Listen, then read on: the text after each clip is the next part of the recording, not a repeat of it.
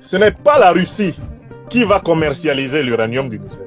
La Russie vient exploiter l'uranium du Niger avec les Nigériens. Aider les Nigériens à transformer le yellow cake, le gâteau jaune, sur place au Niger. Et les Nigériens vont vendre leur uranium à l'international à leur prix. C'est désormais le Niger qui va fixer le prix de son uranium. Ce n'est plus la France, ce n'est pas la Russie. Est-ce que c'est clair? Qu'on ne vous trompe pas, le président Tiani travaille d'équerre. D'accord? On continue? C'est un article de BBC, hein. Les gens peuvent lire ça. Ils peuvent même citer ça dans leur mémoire de master, hein, dans leur thèse de doctorat. Un article de RFI cité, rédigé par M. Paul Méli, analyste spécialiste de l'Afrique de l'Ouest. Ça fait pitié. Hein. Ça fait déjà 4 paragraphes faux. 4 mensonges pour commencer l'article. On continue. On parle de la production d'énergie et des applications médicales en mettant l'accent sur la formation de l'expertise locale dans le cadre d'un accord de coopération signé entre la société étatique russe Rosatom et les autorités nigériennes. Il y a un peu de vérité dans ce paragraphe et c'est ça qui devait dire dès le départ. Le Niger a décidé de transformer toutes ces matières premières dans toute la mesure du possible sur place afin de faire profiter de la plus-value, de la valeur ajoutée de ces matières premières au peuple nigérien. Rosatom et le Niger coopèrent pour que l'écrasante majorité des métiers liés aux matières premières nigériennes profitent d'abord au peuple nigérien. Écrivez ça. C'est ce que monsieur reconnaît dans une phrase contourloupée. Entourloupée. Qu'est-ce qu'il dit?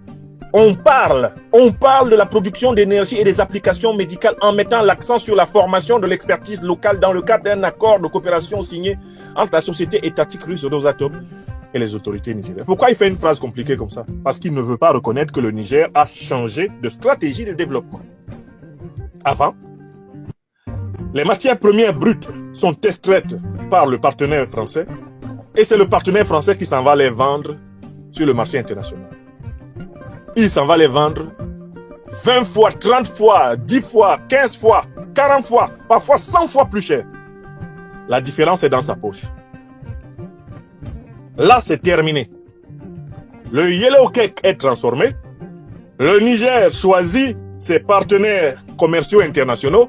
Il négocie le prix du yellow cake. Il dit, 1 tonne égale tant. On lui donne, il donne la tonne. Vous avez compris? Et tous les métiers qui permettent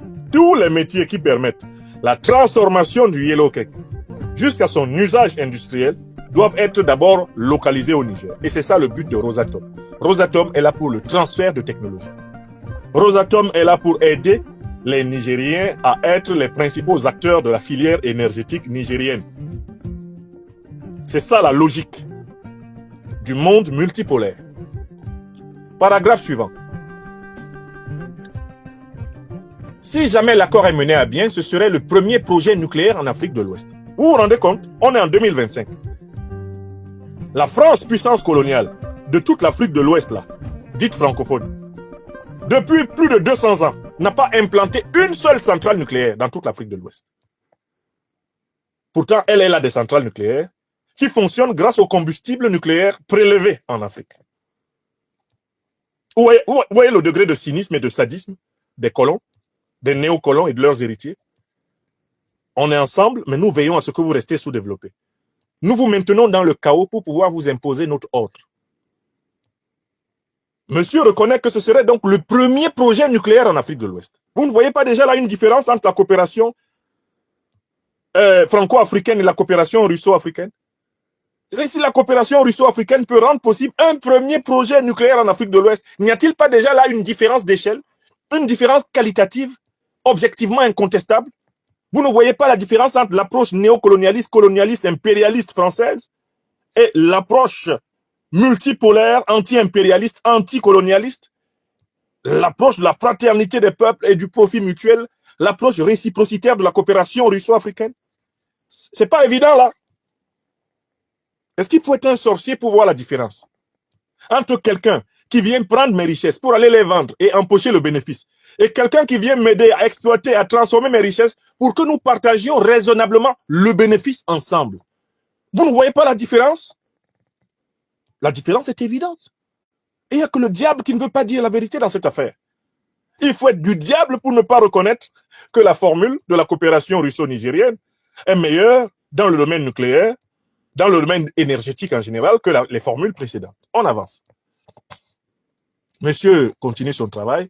Au-delà des discussions initiales, il n'est pas clair jusqu'à quel point les choses progresseront sur cette voie. Alors, la vraie question, c'est pourquoi ce type-là doute du projet? Pourquoi pour lui, c'est pas clair? Il va nous dire. Mais déjà, avec ce premier geste, Moscou a montré qu'elle saisissait la profondeur des frustrations locales.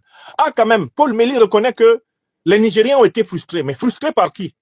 Paul Mély n'est pas capable de dire frustrés par le colonialisme et le néocolonialisme français. Ça, c'est pas un scientifique courageux.